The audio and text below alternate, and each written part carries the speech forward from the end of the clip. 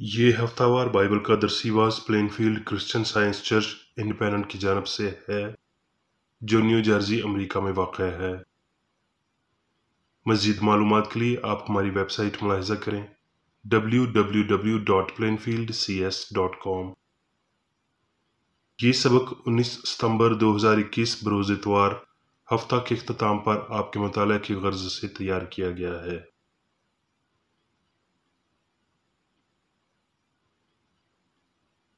मज़मून,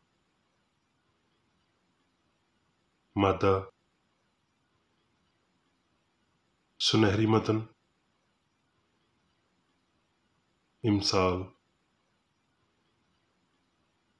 ऐ मेरे बेटे, मेरी बातों पर तवज्जो कर, क्योंकि जो इसको पा लेते हैं ये उनकी हयात और उनके सारे जिस्म की सेहत है।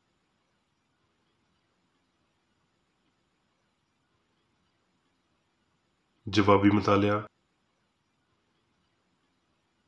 इब्रानियों, ज़बूर। अब ईमान उम्मीद की हुई चीज़ों का एतमाद और अनदेखी चीज़ों का सबूत है, क्योंकि इसकी बाबत बुजुर्गों के हक़ में अच्छी गवाही दी गई।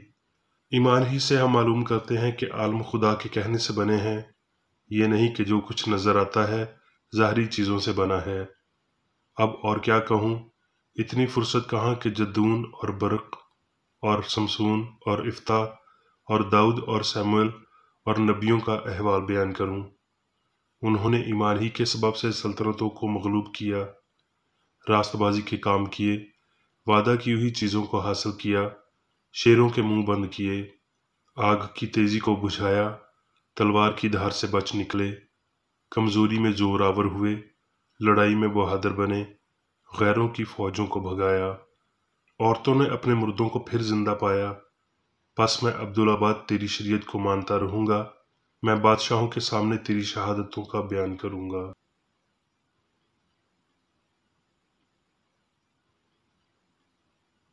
दरसीवाज बाइबल में से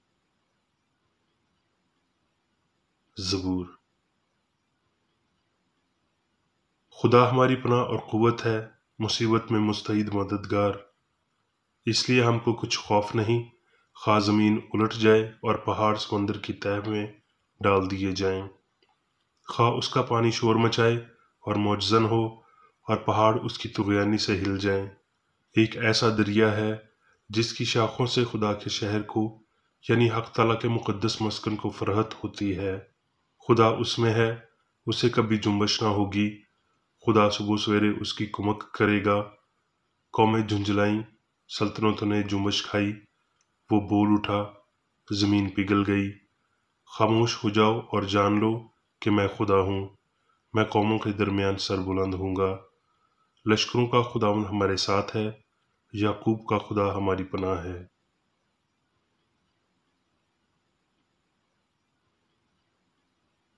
दानियेल। नबूकदनेस्सर बादशाह ने एक सोने की मूर्त बनवाई, जिसकी लंबाई 60 हाथ और चौड़ाई 6 हाथ थी। तब एक मुनाद ने बुलंद आवाज से पुकार कर कहा, ऐ लोगो, ऐ उम्मतों और ऐ मुख्तलिफ ज़ुबानें बोलने वालों, तुम्हारे लिए ये हुक्म है कि जिस वक्त करना और नय और सितार और रुबाब और बरबत और चुगाना और हर तरह के साज की आवाज़ सुनो, तो उस मूरत के सामने जिसको नबूकदनेस्सर बादशाह ने नस्ब किया है, गिरकर सजदा करो। और जो कोई गिरकर सजदा ना करे, उसी वक्त आग की जलती हुई भट्टी में डाला जाएगा। बस उस वक्त चंद कसदियों ने आकर यहूदा पर इल्ज़ाम लगाया। उन्होंने नबूकदनेस्सर बादशाह से कहा, अब चंद यहूदी हैं जिनको तूने बाबल के सूबा की कारपरदाजी पर मुअय्यन किया है, यानी सदरक और मेसक और अब्दनजू। उन आदमियों ने ए बादशाह तेरी ताज़ीम नहीं की। वो तेरे माबूदों की इबादत नहीं करते और उस सोने की मूरत को जिसे तूने नस्ब किया है सजदा नहीं करते। तब नबूकदनेस्सर ने कहर और गज़ब से हुक्म किया कि सदरक और मैसक और अब्दनजू को हाजिर करें, और उन्होंने उन आदमियों को बादशाह के हुजूर हाजिर किया। नबूकदनेस्सर ने उनसे कहा, ऐ सदरक और मेसक और अब्दनजू, क्या ये सच है कि तुम मेरे माबूदों की इबादत नहीं करते اور اس سونے کی مورت کو جسے میں نے نصب کیا سجدہ نہیں کرتے۔ صدرک اور میسک اور عبدنجو نے بادشاہ سے عرض کی کہ اے نبوکد نظر، اس امر میں ہم تجھے جواب دینا ضروری نہیں سمجھتے۔ دیکھ، ہمارا خدا جس کی ہم عبادت کرتے ہیں ہم کو آگ کی جلتی ہوئی بھٹی سے چھڑانے کی قدرت رکھتا ہے، اور اے بادشاہ وہی ہم کو تیرے ہاتھ سے چھڑائے گا۔ اور نہیں تو اے بادشاہ تجھے معلوم ہو کہ ہم تیرے معبودوں کی عبادت نہیں کریں گے، اور اس سونے کی مورت کو جو تو نے نصب کی ہے سجدہ نہیں کریں گے۔ تب نبوکد نظر قہر سے بھر گیا اور اس کے چہرے کا رنگ صدرک اور میسک اور عبدنجو پر مبدل ہوا، اور اس نے حکم دیا کہ بھٹی کی آگ معمول سے 7 گنا زیادہ کریں۔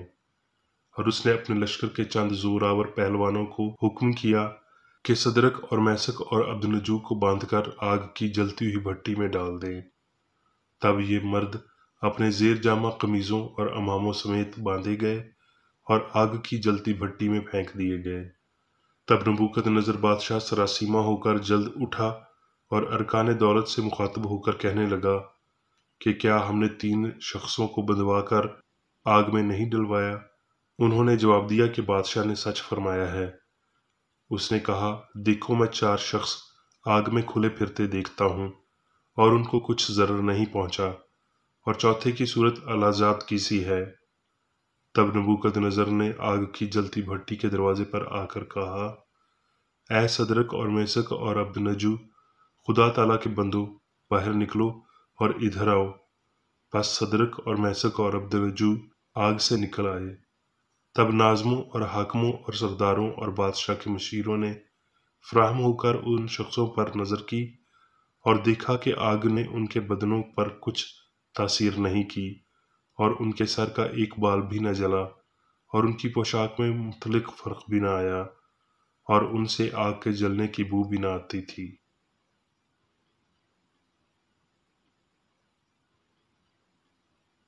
زبور۔ جس وقت مجھے ڈر لگے گا میں تجھ پر توکل کروں گا۔ میرا فخر خدا پر، اس کے کلام پر ہے۔ میرا توکل خدا پر ہے، میں ڈرنے کا نہیں، بشر میرا کیا کر سکتا ہے۔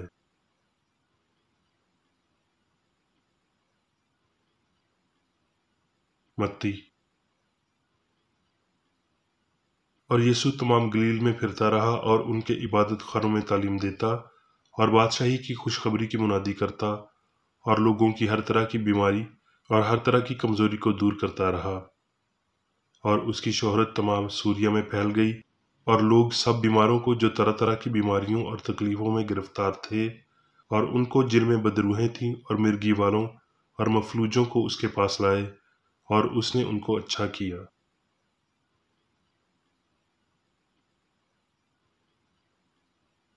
متی۔ اور وہ اپنی زبان کھول کر ان کو یوں تعلیم دینے لگا،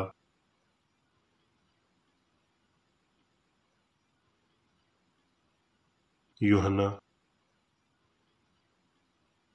زندہ کرنے والی تو روح ہے، جسم سے کچھ فائدہ نہیں۔ جو باتیں میں نے تم سے کہی ہیں وہ روح ہیں اور زندگی بھی ہیں۔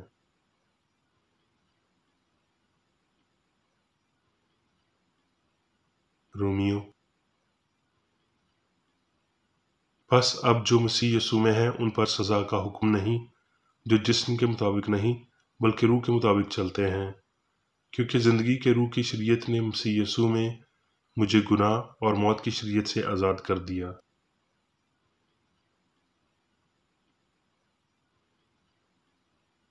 اب میں میری بیکریڈی کی تحریر کردہ کرسچن سائنس کی درسی کتاب سائنس اور صحت آیات کی کنجی کے ساتھ میں سے لی گئی تحریریں پڑھوں گا۔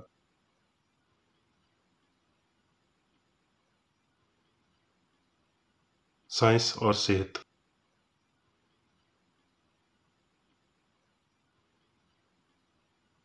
مادے میں کوئی زندگی، سچائی، ذہانت اور نہ ہی مواد پایا جاتا ہے، کیونکہ خدا حاکم کل ہے، اس لیے سب کچھ لامتناہی عقل اور اس کا لامتناہی اظہار ہے۔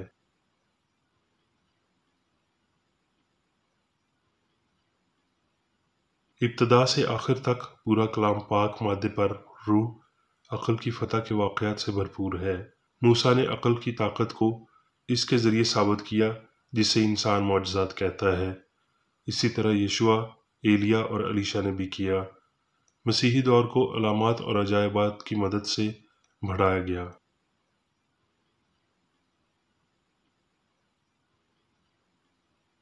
روح یعنی خدا نے سب کو خود سے اور خود میں بنایا۔ روح نے مادے کو کبھی نہیں بنایا۔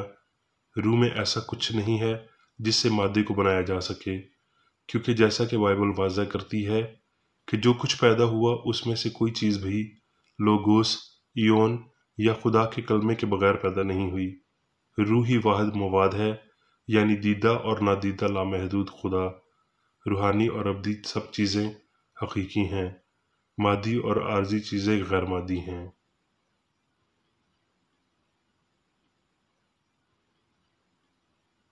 طبی اسکول انسان کی حالت سے متعلق عقل کی بجائے مادے سے سیکھیں گے۔ وہ پھیپھڑوں، زبان اور نبض کا معائنہ کرتے ہیں، یہ دریافت کرنے کے لیے کہ مادہ دوسرے مادے کے لیے کس قدر ہم آہنگی یا صحت مندی کی اجازت دے رہا ہے۔ ایک مادہ دوسرے سے کس قدر درد یا خوشی، عمل یا سکونت کی اجازت لے رہا ہے۔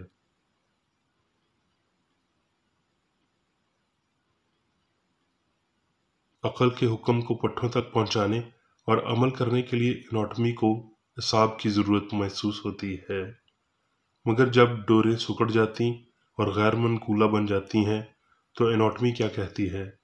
کیا فانی عقل نے اس سے بات کرنا ترک کر دیا یا انہیں کمزور ہونے کا حکم دیا؟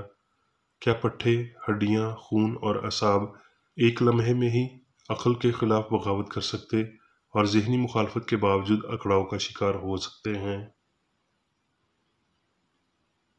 جب تک پٹھے ہر وقت خود کار رہیں گے، وہ ایسے کبھی نہیں رہیں گے، کبھی ذہنی رہنمائی کے مخالف عمل کرنے کے قابل نہیں رہیں گے۔ اگر پٹھے کام کرنا چھوڑ دیتے ہیں اور اپنی خود کی ترجیح میں سخت بن جاتے، بدنما یا متناسب ہوتے، جیسے کہ وہ خوش ہوتے یا جیسے بیماری رہنمائی کرتی، تو وہ خود کار رہنما ہوتے۔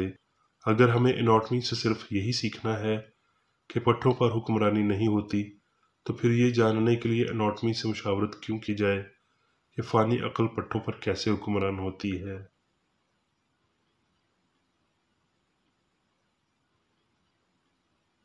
آپ کہتے ہیں میں نے اپنی انگلی جلا لی ہے۔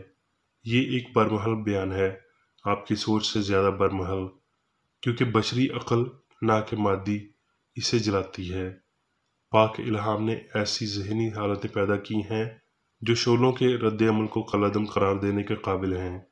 جیسا کہ بائبل میں 3 یونانی عبرانی قیدیوں کا معاملہ تھا، انہیں بابلیوں کی بھٹی میں ڈالا گیا، جبکہ ایک مخالف ذہنی حالت اچانک سلگن کو پیدا کر سکتی ہے۔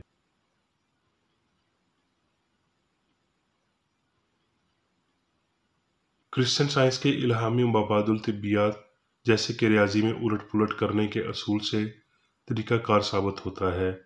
مثال کے طور پر، سچائی میں کوئی درد نہیں ہے اور درد میں کوئی سچائی نہیں ہے۔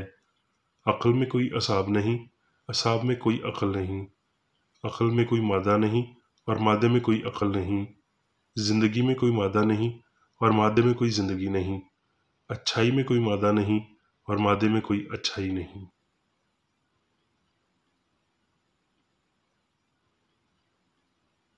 سچ اور غلطی کے مابین فرضی جنگ روحانی حواس کے ثبوت اور مادی حواس کی گواہی کے مابین محض ایک ذہنی تصادم ہے، اور روح اور بدن کے مابین یہ جنگ الہی محبت کے فہم اور اس پر ایمان کے وسیلہ تمام تر سوالات کو حل کر دے گی۔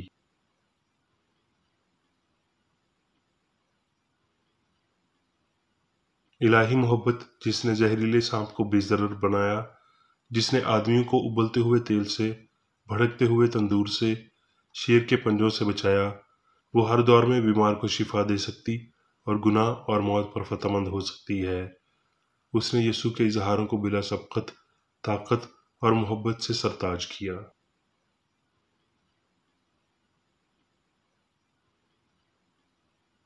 سائنس کے اصولوں کو عمل میں لاتے ہوئے مصنف نے تیز اور دائمی بیماری کی شدید صورتوں میں صحت مندی بحال کی ہے۔ رطوبتیں تبدیل ہو گئی ہیں، ڈھانچے کو جدید کیا گیا ہے، چھوٹے اعضاء کو بڑا کیا گیا ہے، جوڑوں کی اکڑن کو ملائم کیا گیا ہے، بوسیدہ ہڈیوں کو صحت مند حالت میں بحال کیا گیا ہے۔ میں نے وہاں بحالی کا کام کیا جسے پھیپھڑوں کے مواد کی کمی کہا جاتا ہے، اور صحت مندانہ تنظیم کا قیام عمل میں آیا جہاں بیماری نامیاتی تھی۔ کرسچن سائنس نامیاتی بیماری کو اتنے ہی یقین کے ساتھ شفا دیتی ہے جتنے یقین سے فعال ہونے والے کو شفا دیتی ہے، کیونکہ اعلیٰ اصول کو ظاہر کرنے کے لیے صرف کرسچن سائنس کے الہی اصول کی ضرورت ہے۔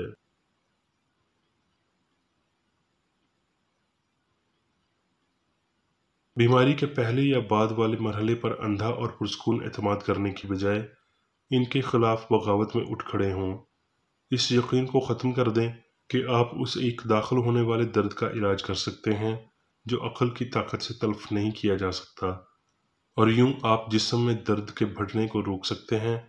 خدا کا کوئی قانون اس نتیجے میں رکاوٹ نہیں بنتا۔ جب جسم یہ کہتا ہوا لگے کہ میں بیمار ہوں تو خود کو مجرم ہونے کا احساس نہ ہونے دیں۔ چونکہ مادہ بات نہیں کر سکتا تو جو بولتا ہے وہ یقیناً فانی عقل ہے، اس لیے مخالفت کے ساتھ ایمان کا سامنا کریں۔ اگر آپ کہتے ہیں کہ میں بیمار ہوں تو آپ کو غلطی کا احساس ہے، تو آپ کا دشمن آپ کو جج فانی عقل کے پاس لے جائے گا، اور جج آپ کو سزا کا حکم دے گا۔ بیماری میں خود کو کچھ ظاہر کرنے اور اپنے نام کا اعلان کرنے کی ذہانت نہیں ہے۔ فانی عقل اکیلی اسے خود سزا سناتی ہے۔ اس لیے بیماری کے ساتھ اپنی خود کی شرائط باندھیں اور خود کے ساتھ اور دوسروں کے ساتھ عادل بنیں۔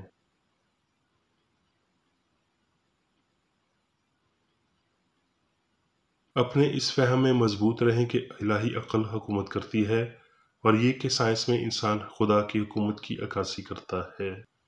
اس بات کا خوف بالکل نہ رکھیں کہ مادہ کسی قسم کے قانون کے نتیجے میں درد، سوجن اور سوزش کا شکار ہو سکتا ہے، جبکہ یہ خود واضح بات ہے کہ مادے میں درد ہو سکتا ہے، نہ سوجن ہو سکتی ہے۔ آپ کا بدن کسی درخت سے لگے ہوئے زخم یا ایسی برقی تار کے کھینچنے کی نسبت پریشانی اور زخموں سے زیادہ تکلیف اٹھائے گا جو فانی عقل کے لیے نہیں ہے۔ انسان کبھی بیمار نہیں ہوتا کیونکہ عقل کبھی بیماری نہیں ہوتی، اور نہ ہی مادہ۔ آزمائش کرنے والا اور آزمایا جانے والا، گناہ اور گناہگار، بیماری اور اس کی وجہ، دونوں جھوٹا ایمان ہیں۔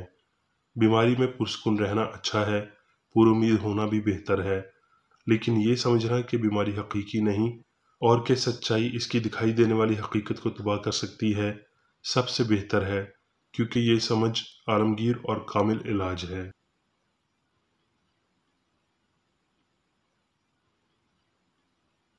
مادہ انسان کے لیے کوئی شرائط نہیں بنا سکتا۔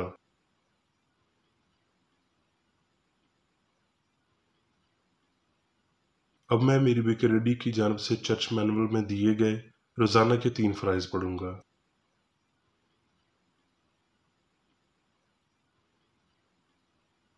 روزمرہ کی دعا۔ اس چرچ کے ہر رکن کا یہ فرض ہے کہ ہر روز یہ دعا کرے: تیری بادشاہی آئے، الہی حق، زندگی اور محبت کی سلطنت مجھ میں قائم ہو، اور سب گناہ مجھ سے خارج ہو جائیں، اور تیرا کلام سب انسانوں کی محبت کو وافر کرے اور ان پر حکومت کرے۔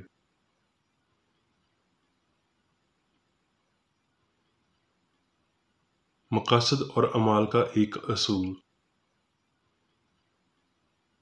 نہ کوئی مخالفت، نہ ہی کوئی محض ذاتی وابستگی مادری چرچ کے کسی رکن کے مقاصد یا اعمال پر اثر انداز ہونے چاہیے۔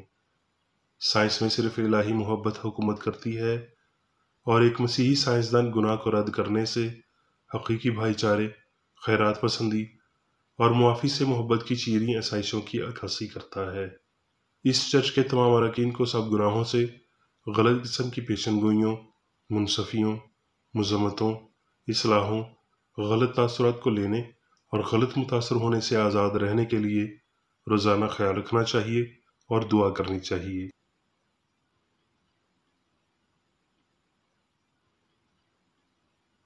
فرض کے لیے چوکسی۔ اس چرچ کے ہر رکن کا یہ فرض ہے کہ وہ ہر روز جارحانہ ذہنی آرا کے خلاف خود کو تیار رکھے اور خدا اور اپنے قائد اور انسانوں کے لیے اپنے فرائض کو نہ کبھی بھولے اور نہ کبھی نظر انداز کرے۔ اس کے کاموں کے باعث اس کا انصاف ہوگا، وہ بے قصور یا قصوروار ہوگا۔